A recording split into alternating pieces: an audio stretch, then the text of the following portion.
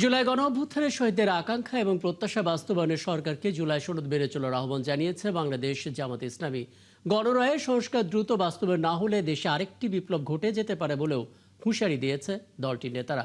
সকালে রায়েরবাজার বধ্যভূমিতে শহীদদের কবর জিয়ারত শ্রদ্ধা জানানোর শেষে এসব কথা বলে তারা। জুলাই গণঅভ্যুত্থানের 2 বছরে মাসব্যাপী কর্মসূচির অংশ হিসেবে সকালে রায়েরবাজার বধ্যভূমি কবরস্থানে যান জামাত ইসলামীর কেন্দ্রীয় ও মহানগরীর নেতারা। সেখানে শহীদদের কবর জিয়ারত ও তাদের আত্মার শান্তি কামনা করে বিশেষ দোয়া করা হয়। তারা বলেন যে আশা আকাঙ্ক্ষা নিয়ে ছাত্র জনতা রক্ত দিয়েছে তা সবাই ভুলতে বসেছে। জুলাই সনদ বাস্তবায়নে সরকারের অনিচ্ছার সমালোচনাও করেন বক্তারা। এই জুলাইয়ের গণভোটের আলোকে যে সংস্কার, সেই সংস্কার যদি না হয় তাহলে আবারও বাংলাদেশে আরেকটি অনিবার্য বিপ্লব হবে ইনশাআল্লাহ।